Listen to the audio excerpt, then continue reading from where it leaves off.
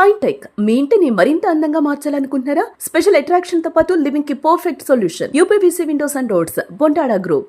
నమస్తే, welcome to Suman TV. మాజీ ముఖ్యమంత్రి వైసీపీ అధినేత వైఎస్ జగన్మోహన్ రెడ్డి గారు గతంలో ప్రజా సంకల్ప పాదయాత్ర చేశారు. ఆ పాదయాత్ర మన 6వ తారీఖుకి 8 సంవత్సరాలు పూర్తయింది. ఈ సందర్భంగా ఆ పార్టీ ప్రధాన కార్యాలయంలో సెలబ్రేషన్స్ కూడా చేసుకున్నారు. 2027 సంవత్సరంలో జగన్మోహన్ రెడ్డి మళ్ళీ పాదయాత్ర చేస్తారు. ఆ పాదయాత్రతో వన్ సైడ్ అయిపోతుంది వైఎస్ఆర్ కాంగ్రెస్ పార్టీ విజయం ఇంకా నల్లేరు మీద నడికే. ఆయన పాదయాత్ర కోసం ప్రజలు వేచి చూస్తూ ఉన్నారని చెప్పి మాజీ మంత్రులు, ఆ పార్టీ ముఖ్య నాయకులందరూ కూడా ఆ రోజు మాట్లాడిన పరిస్థితుంది. నిజంగా జగన్మోహన్ రెడ్డి గారు మళ్ళీ జనంలోకి పాదయాత్ర రూపంలో వస్తే ప్రజలు ఎంతవరకు ఆయన్ని యాక్సెప్ట్ చేసే అవకాశం ఉంది, ఎంతవరకు ఆయనకి మళ్ళీ అధికారం అప్పగించే అవకాశం ఉంది, దీని గురించి మనం మాట్లాడదాం. ప్రస్తుతం నాతో పాటు ఉన్నారు ప్రముఖ రాజకీయ సామాజిక విశ్లేషకులు కొత్త రవీంద్రబాబు గారు. మాట్లాడదాం. సార్ నమస్కారం. నమస్తే రవీంద్రబాబు గారు, జగన్మోహన్ రెడ్డి పాదయాత్ర 2.0 స్టార్ట్ కాబోతుంది అతి త్వరలోనే. పేర్ని నాని గారు మొన్న ఆ రోజు స్పష్టంగా చెప్పారు. ఏంటి సార్, ఇప్పుడు ఆయన జనంలోకి వస్తే నెలకొకసారి వస్తామన్నారు. బెంగళూరు ప్యాలెస్ నుంచి డైరెక్ట్గా తాడేపల్లికి వస్తూ ఉన్నారు. ఏదైనా సమస్య ఉంటే వెళ్తూ ఉన్నారు, మాట్లాడుతూ ఉన్నారు. విపరీతంగా ఆంక్షలు ఉన్నా సరే వాటిని బేఖాతరు చేస్తూ రోడ్ల మీదకి వస్తూ ఉన్నారు. పాదయాత్ర రూపంలో వరుసగా 1 సంవత్సరం పాటు జనంలో తిరిగితే, రోడ్ల మీద తిరిగితే ఆయనకి అధికారం ఇచ్చే పరిస్థితి ఉందా? రాష్ట్రంలో ప్రస్తుతం అలాంటి సిచ్యువేషన్ ఉందా? రాజకీయ నాయకులు ఏ పార్టీకి చెందిన వారైనా పాదయాత్ర ద్వారా పదవి లభించిన సందర్భాలు 2 తెలుగు రాష్ట్రాల్లో మనకి స్పష్టంగా కొన్ని సంఘటనలు ఉన్నాయి. ఈ సంఘటనల పరంపర మనం ఒకసారి పరిశీలించినట్టయితే వైఎస్ రాజశేఖర రెడ్డి గారు మొదటిసారిగా పాదయాత్ర చేసి అధికారాన్ని చేజిక్కించుకున్నారు. అప్పట్లో కాంగ్రెస్ అధికారం రావటానికి వైఎస్ రాజశేఖర రెడ్డి గారు చేసిన పాదయాత్ర ప్రధానమైన భూమిక పోషించిన మాట వాస్తవం. లేటెస్ట్ మనం ఒకసారి చూసినట్టయితే ఆంధ్రప్రదేశ్ ఎలక్షన్స్కి ముందు నారా లోకేష్ గారు యువగళం పాదయాత్ర ఒకటి చేశారు. దానివల్ల ఎన్డీఏ కూటమికి, తెలుగుదేశంకి, లోకేష్కి కూడా మంచి మైలేజ్ వచ్చిన మాట వాస్తవం. మనం తెలంగాణకు వచ్చేసరికి తెలంగాణ ఎలక్షన్కి ముందు బట్టి విక్రమార్క లేకపోతే రేవంత్ రెడ్డి గారు కూడా పాదయాత్ర చేశారు. సో ఈ పరంపర ఈ విధంగా కొనసాగుతున్నప్పుడు సెంట్రల్లో రాహుల్ గాంధీ కూడా మళ్ళీ అదే ఫార్ములా అవలంబించారు. సో ఈ విధంగా పాదయాత్రలు చేయటం వల్ల రాజకీయ నాయకులకి పార్టీ పరంగా ఓట్లు పాయింట్ ఆఫ్ వ్యూలో కొంత లబ్ధి జరిగిన మాట వాస్తవం. ఇప్పుడు మనం ప్రజెంట్ మీరు ఆంధ్రప్రదేశ్ రాష్ట్రంలో 2029లో జరగబోయే ఎలక్షన్లో వైఎస్ఆర్ కాంగ్రెస్ పార్టీ మళ్ళీ పునర్జీవనం పోసుకోవాలంటే పాదయాత్ర చేయాలని ఒక సంకల్పం చేశారు. గతంలో జగన్ రెడ్డి గారు పాదయాత్రను మనం ఒకసారి పరిశీలించినట్టయితే ఆయన 3648 కిలోమీటర్స్, 341 డేస్, 2516 విలేజెస్ కవర్ చేస్తూ అప్పట్లో పాదయాత్ర చేశారు. 2019 ఎలక్షన్లో 151 సీట్లు రావటానికి అది సహకరించిన మాట వాస్తవం. పాదయాత్రలు ఇప్పుడు చేస్తున్న దానికి, గతంలో జగన్ రెడ్డి గారు పాదయాత్ర చేసిన దానికి చాలా డిఫరెన్స్ ఉంది. రాజకీయ పరమైన ఈక్వేషన్స్లో, వాతావరణంలో డిఫరెన్స్ ఉంది.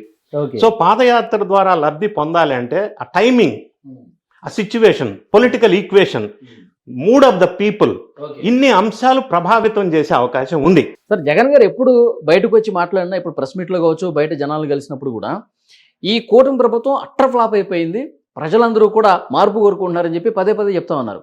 ఇప్పుడు నిజంగా పాదయాత్ర చేస్తే ఇంకా బూస్టప్ అయిపోయి పార్టీ గెలిచేస్తుందన్న ఫీల్లో వైసీపీ నాయకులు ఉన్నారు. అట్లా లేదా? ఇందులో ఒక వాస్తవాన్ని మనం మాట్లాడుకుందాం.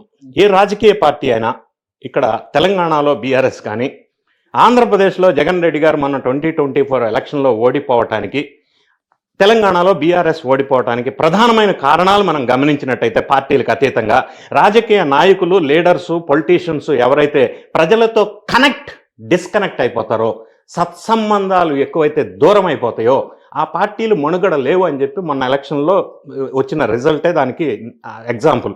ఫర్ ఎగ్జాంపుల్ బీఆర్ఎస్ పార్టీ అధికారంలోకి వచ్చి 10 సంవత్సరాలు ఏకఛత్రాధిపత్యంగా పరిపాలించిన బీఆర్ఎస్ పార్టీ అప్పట్లో అధికారంలో ఉన్నప్పుడు ఎమ్మెల్యేను కానీ, ప్రజలను కానీ, రాజకీయ నాయకులను కానీ, మినిస్టర్ను కానీ కేసీఆర్ గారు కలవటం అనేది సాధ్యం కాల. ఫామ్ హౌస్కి వెళ్ళి ఎప్పుడైతే ప్రజలతో, నాయకులతో, లీడర్స్ డిస్కనెక్ట్ అవుతారో అది నెక్స్ట్ ఎలక్షన్లో ఆ ప్రభావం ఉంటుంది అనేది అక్కడ వాస్తవం. అయితే జగన్ రెడ్డి గారు పరిపాలించిన 5 సంవత్సరాల కాలంలో ప్రజలతో పూర్తిగా సంబంధాలు కట్ చేసుకున్నారు. అంటే పర్యటన చేయాలంటే పరదాలు కట్టాలా, పర్యటన చేయాలంటే చెట్లు నరకాల, పర్యటన చేయాలంటే 10 కిలోమీటర్లు ఉన్నా కూడా హెలికాప్టర్లో వెళ్ళాలా, హెలికాప్టర్లో పైన వెళ్తూ కింద చెట్లు కొట్టేసి కింద ట్రాఫిక్ ఆపేసిన సందర్భాలు కూడా ఉన్నాయి. తాడేపల్లి ప్యాలెస్లో ఎవరన్నా వెళ్ళి కలవాలంటే అదొక పెద్ద కోటరీలో ఈయన కలవాలంటే కోటరీని ప్రసన్నం చేసుకోవాలి. కోటరీలో రాజు ఉంటాడు, ఇదన్నీ ఉన్నాయి అని చెప్పి విజయసాయిరెడ్డే ప్రస్తావించాడు. ఈ కోటరీ ప్రజలతో కలవకుండా సత్సంబంధాలకు దూరం అయిపోయాడు వైఎస్ఆర్ కాంగ్రెస్ పార్టీ జగన్ రెడ్డి గారు. అందుకే ఈ పరిస్థితి ఏర్పడిందని చెప్పి ఏటుగా ఉన్నటువంటి విజయసాయిరెడ్డి గారు ప్రస్తావన అనాలిసిస్ చెప్పారు. ఇది వాస్తవం. అయితే అప్పట్లో ఉన్న పరిస్థితికి ఇప్పుడున్న పరిస్థితికి ప్రజలు ఇక్కడ నాదొక చిన్న పాయింట్. ఆయన ప్రజలతో సంబంధాలు తెంచేసుకున్నాడు కాబట్టి అధికారం కోల్పోయాడు. ఇప్పుడు మళ్ళీ ప్రజల్లోకి వస్తున్నాడు, ప్రజల్ని కలుస్తా ఉన్నాడు, పాదయాత్ర ద్వారా ప్రతి వర్గాన్ని కూడా టచ్ చేస్తున్నాడు. ఇప్పుడు ప్రజల్ని కలిస్తే మళ్ళీ ఆ బంధాలు కలిసే అవకాశం ఉందా లేదా? ఆ బంధాన్ని పునర్జీవనం చేపించుకోవాలా అనే రియలైజేషన్ వల్ల మళ్ళీ ఇప్పుడు పాదయాత్ర చేయాలి అనుకుంటున్నటువంటి ఆలోచన మంచిదే, నిన్న దాన్ని తప్పు పట్టడం వల్ల మళ్ళీ reconnect with the people, it's a good idea.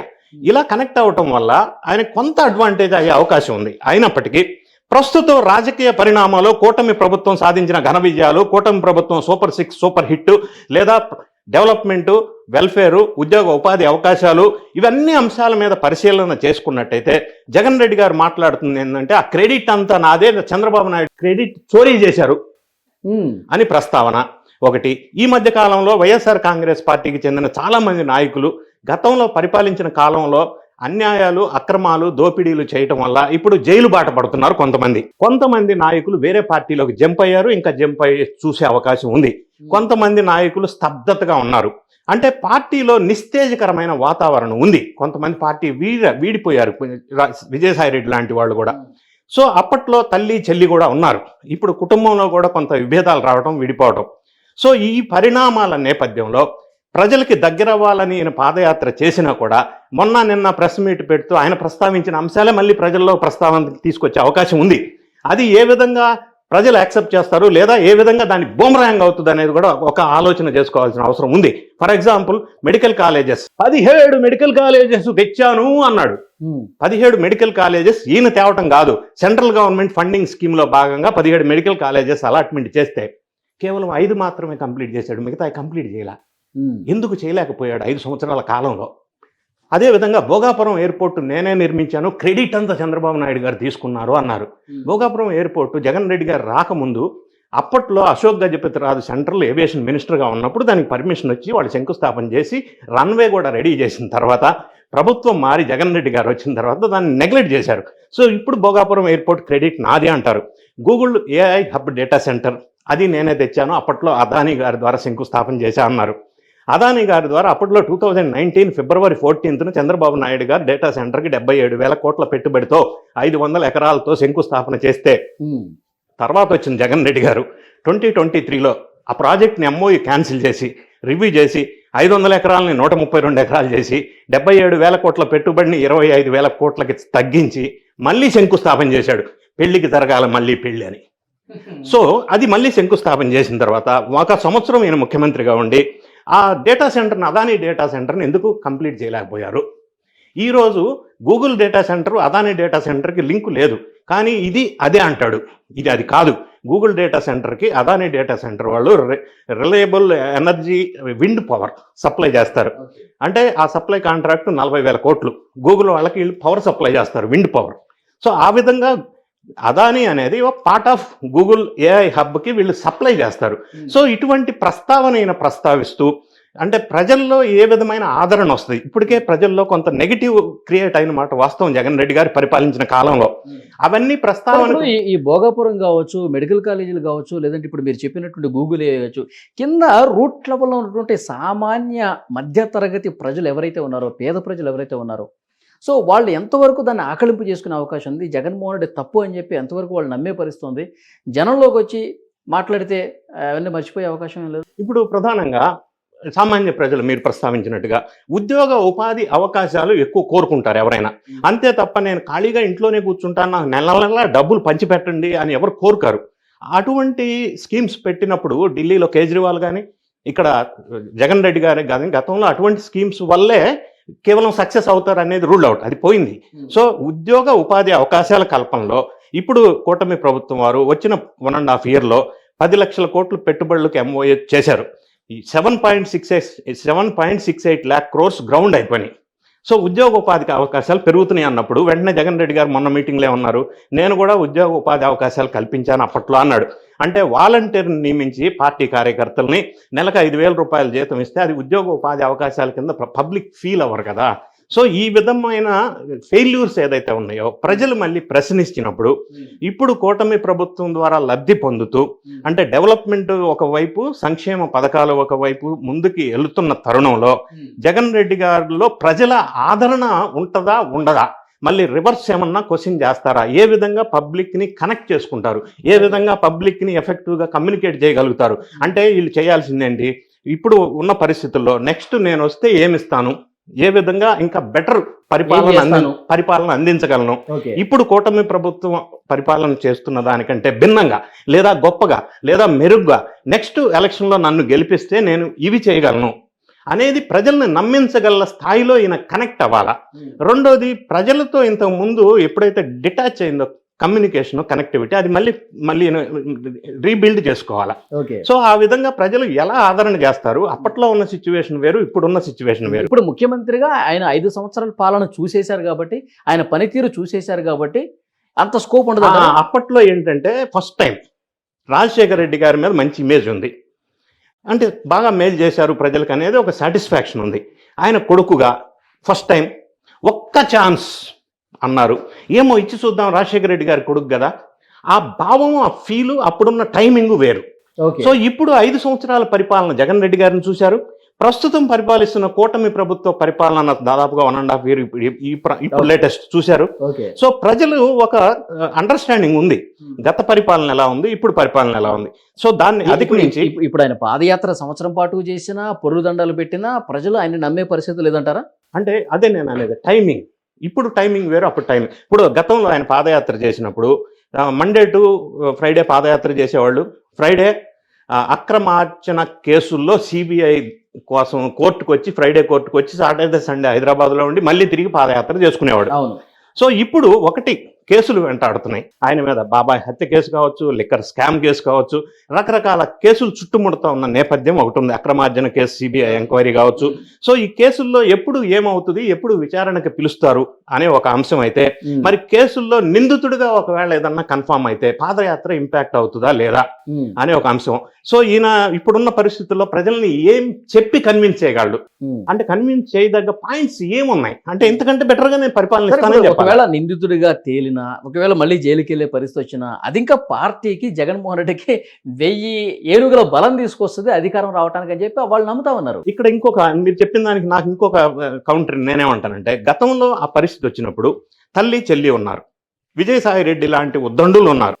ఇప్పుడు అటువంటి గొప్ప నాయకులు పార్టీని వీడి వెళ్ళిపోయిన సందర్భం మనం చూసాం. దగ్గరగా ఉన్న వాళ్ళు కూడా తల్లి చెల్లి ఇప్పుడు అగెనెస్ట్ అయ్యారు, వేరే పోరాటం చేస్తున్నారు. సున్నితమ్మ ఒకవైపు పోరాటం చేస్తూ ఉంది. సో ఈ నేపథ్యంలో మరి మీరు అన్నట్టు అరెస్ట్ అయితే ఇంకా సింపతి వస్తుందా అంటే, నెక్స్ట్ లీడ్ చేయగలిగిన successor, who is the next successor for Jagan Reddy, అంటే అది సెకండ్ లైన్ బిల్డప్ ఇంకా కాల, ఆర్గనైజేషన్, పార్టీ ఆర్గనైజేషన్ స్ట్రక్చర్ ఇంకా పూర్తిగా ఎస్టాబ్లిష్ అవ్వాల, గ్రామ స్థాయి నుంచి సెంట్రల్ లెవెల్ వరకు కూడా. సో అది కూడా దాని మీద కూడా కొంత ఫోకస్ పెట్టవలసి ఉంది. ఈ పాదయాత్ర ఆర్గనైజేషన్ ఎలా ఉంటుంది, గతంలో పాదయాత్ర చేసినప్పుడు వాళ్ళు డిక్లేర్ చేసిన దాని ప్రకారం 200 కోట్లు ఖర్చు అయినాయి. సో ఇప్పుడు ఎక్స్పెన్సెస్, మేనేజ్మెంటు, ఆ పాదయాత్ర ఒకటి, తర్వాత రిమైనింగ్ పార్టీ మ్యాటర్స్ అంతా ఎవరు హ్యాండిల్ చేస్తారు, who is the next second line to handle all this situation అనేది కూడా ఇప్పుడు ఒక క్వశ్చన్ మార్క్గానే ఉంది. అంటే ఇప్పుడు పార్టీ ఇబ్బందికరమైన పరిస్థితుల్లో ఉంది, స్ట్రాంగ్ బేస్ లీడర్స్ సెకండ్ లైన్లో ఇంకా ఎస్టాబ్లిష్ అవ్వాలా, కొంతమంది బయటకు వెళ్ళిపోయారు. సో ఈ అన్ని నేపథ్యాలు చూసినప్పుడు పాదయాత్ర ఏ విధంగా మైలేజ్ వస్తుంది అంటే, ఎంతో కొంత ఖచ్చితంగా ప్రజల దగ్గరికి వెళ్ళినప్పుడు కొంత కనెక్టివిటీ అయితే ఏర్పడుతుంది. అది కూడా ప్రజలు కూడా కోరుకునేది. అధికారం వచ్చేంత పరిస్థితి ఉంటుందా పాదయాత్ర చేస్తే? సింగిల్ లైన్లో ఏం చెప్తారు? అధికారం, పాదయాత్ర చేస్తే అధికారం వస్తుంది అంటే ప్రతి ఒక్కడు పాదయాత్ర చేస్తాడు, అందరూ అధికారంలోకి వస్తారు. అది బేస్గా మనం సింగిల్ లైన్ స్టేట్మెంట్ చెప్పలేం. కానీ పాదయాత్ర వల్ల ఏంటంటే, పాదయాత్రతో పాటు ఈ కూటమి పరిపాలన చూసి, గతంలో ఆయన 5 సంవత్సరాల పాలనలు చూసి, ఇది మొత్తం ప్రజల కళ్ళ ముందు ఉంది కదా సార్. సో దీన్ని బట్టి ఆయనకు అధికారం వస్తుందా రాదంటే ఏం చెప్తారు? అంటే how best he could able to convince the public people, how best he can able to connect with the people, ఏ విధంగా కనెక్ట్ అవుతారు, కమ్యూనికేట్ చేయగలరు, ఎలా మెప్పించగలరు, బెటర్గా కమ్యూనికేట్ అయ్యి కనెక్ట్ అయ్యే పరిస్థితి ఉందా అంటున్నా. ఇప్పుడున్న పరిస్థితుల్లో లేదు అనేది వాస్తవం. ఇప్పుడు గ్రౌండ్ రియాలిటీ చూసినట్టయితే కూటమి ప్రభుత్వం ఫెయిల్యూర్స్ భారీగా పెద్ద ఎత్తున చెప్పుకోవటానికి ఏం లేవు. సో దాన్ని అధిగమించి నేను ఇంకా అని చెప్పటానికి 29లో మీరు చెప్పిన దాన్ని బట్టి 2029లో జగన్మోహన్ రెడ్డి గారికి అవకాశం లేదు అనేది ఇప్పటి వరకు ఉన్న పరిస్థితి ప్రకారం, ఎందుకంటే ఇంకా 3 సంవత్సరాల టైం ఉంది కాబట్టి. ఓకే. సో చూద్దాం సార్, నెక్స్ట్ పరిణామాల గురించి మాట్లాడదాం. Thank you very much. Thank you.